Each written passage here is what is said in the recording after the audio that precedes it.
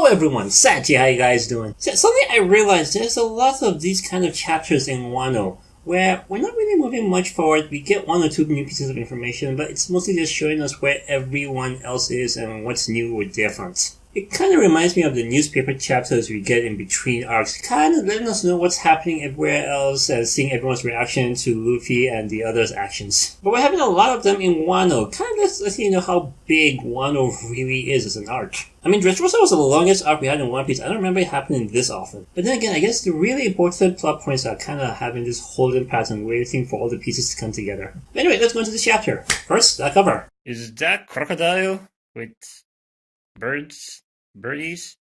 Little birds taking a dust bath in crocodile sand. Okay, that's weird. But yeah, there you go. Yeah, that's not helping the whole he might be a gender-bent woman thing that's been going on.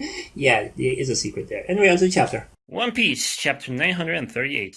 Her secret. Anyway, we start with the conclusion of the fight at the bridge. Yeah, the Kamazo has been dealt a powerful blow by Zoro. And yeah, it was like, Nani? And everybody has shocked face because of that. Anyway, now that that's taken care of, he has to take care of Gyukimaru and get Yusui back. Then he turns back to like, okay, now we can go at it, you idiot. But unfortunately, yeah, that wound he got was really serious, and even Gyukimaru just walked away. So yeah, that fight's going to have to come another time. Besides, he passes out. Yeah, he can only be badass for so long, he is still human. Anyway, the scene changes back to Kuri at a certain village where the Duke, Arashi is hiding, and yeah, they got the bad news that the bad guys know their plans. Well, I don't know if they know their plans, but they definitely know about the crescent moon and the coded message, so yeah, things are not going well. The big question is still, how did they find out? It's coded for a reason, so that they don't, but yet they still did. Most likely story is someone amongst the loyalists, someone with a crescent tattoo,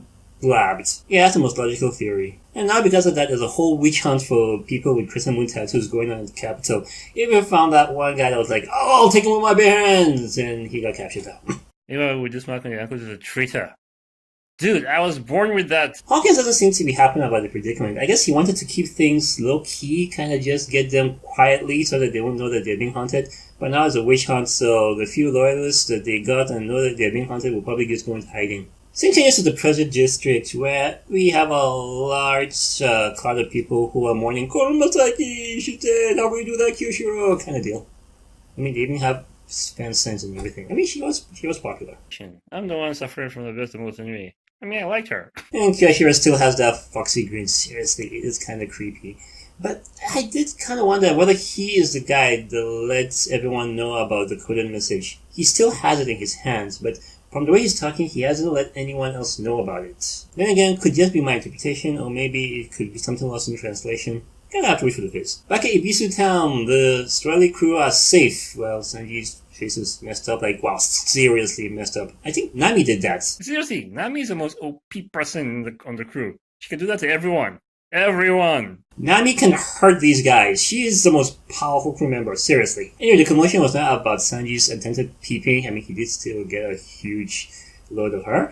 But it's about Shinobu and Law having an argument over who it is that exposed their plans. Shinobu blames Beppo and the others because they got captured, but Law, nope, his crew is loyal, they'll die before that happens. And it's kind of causing a whole schism between the group. Prisoners should be disposed of. They must be silenced. Shinobu! Is she thinking, like, sneak in and kill them? I mean, even Shinobu was suggesting they just go and eliminate Beppo and the others. Like, wow, she's that hardcore. I mean, obviously no one's going to go for that, but you kind of get how desperate things are for Shinobu and the other samurai. They've waited 20 years for this to happen, and all of a sudden it's falling apart. Kanjiro was there, so luckily he was able to defuse the situation, but they're still in dire straits now. I mean, they need to gather 5,000 samurai. At the present course, they weren't even sure they'll get 500, and now that this has happened, they'll be lucky if they find 10. Okay, I might be a little exaggerating, but let's say it's gotten way worse now. Yeah, coming in and livening things up. Anyway, Tomiyasu is there to probably calm everyone down and probably give a solution. I mean, for one thing, he brings levity to the table. Everyone's laughing and, well, not everyone's laughing, haha, but everyone's, they calm down. Things are at least not as edgy as they used to be. And he is hitting on Nami a lot, though. But anyway, yeah, he also has the coded message, and he knows about Shinobu and Kanjiro. So I have a feeling, yeah, all this witch hunt stuff is happening in the capital, which is probably where they were hoping to get the majority of the samurai. But there are other regions that the Shogun and Kaido have ignored. Probably have a lot of warriors that are just hiding.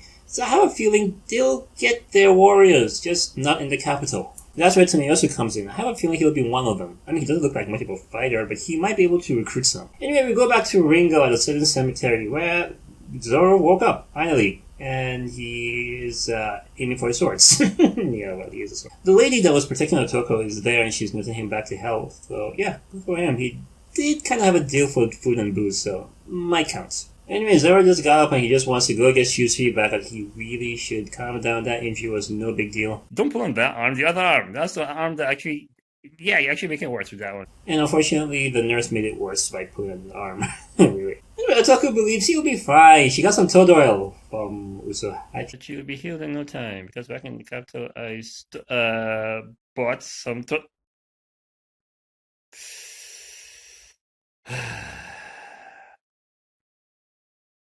Does that thing actually work? Yeah, I got a feeling it's simply snake oil. Like, just, yeah, look at this, just a salesman's pitch for all the global people to buy. Does it actually work? I mean, Otoko believes it, but I doubt it. I mean, let's face it, Usopp is one hell of a salesman. Anyway, after Zoro calmed down and also got the food he was promised, he was updated on Gyokimaru. It seems he just hangs around that bridge and assaults any samurai that comes by to steal their weapons. Just like the Benkei folklore. Basically, he doesn't really need to go far. The guy is always going to be there, so he can just get rested up, get himself centered, and go challenge for Shusui again. Anyway, the lady is aware that Zoro is an outsider. I mean, yeah, he definitely acts like a samurai of the country, but he's definitely not born here. I'm searching for my older brother. I haven't seen him for 20... Yep, it's her. And she reveals that her name is Hiyori and she's looking for her brother. So yeah, Hiyori's back in the picture. The question is though, was Komurasaki Hiyori? I believe so, yeah. I mean, the headdress accessory she has kind of looks similar to what Komurasaki was rocking back then. And also, who else would take care of Otoko that way? So in a way, yeah, Kyoshiro might have killed Komurasaki. I think they kind of already had this whole thing planned where they will fake her death so that she could go back to being Hiyori. And the catalyst was not just what happened at the party with her slapping Orochi, but also the fact that she was aware that her brother is alive again and she wants to go and find him. So yeah, 20 years waiting for family and they're finally here. Best reason to just fake your own death. So anyway, yeah, that was the chapter. Like I said, it just felt like they were just updating us on stuff that's happening elsewhere instead of going to the prison where it seems the main plot is happening. I mean, let's face it, Luffy is just training to get that untouchable haki technique. And Big Mom is still on her way, so like I said, holding pattern for that plot. But I do like us being updated on how everyone is reacting to how the plan was exposed to Orochi and Hokkaido. And of course, not everyone would take that well. That little schism that almost happened between Law and Shinobu is a prime example. But like I said, I kind of believe Toneyasu gave them an answer, like they're going to have to recruit from everywhere else, not just the capital. And of course, we all kind of suspected that that was Hiyori Komurasaki last week. Still waiting for the link between the two, but I'm kind of confident it's her. Anyway though, it was an okay read, not really much in plot progression, but still, looking forward to the next one. So yeah, that was my review. What did you guys think about the chapter? Please let me know in the comments. If you like my videos, give me a thumbs up and subscribe to the channel for more stuff. So yeah, I've been updating on Google Plus for a while, and it seems this will be my last update. Hope you guys there really like my stuff. Also, follow me on the socials if you want to keep up and all that. It was the first One Piece community I've ever joined, so I'm kind of sad to see them go. Oh well. See you guys soon. Bye.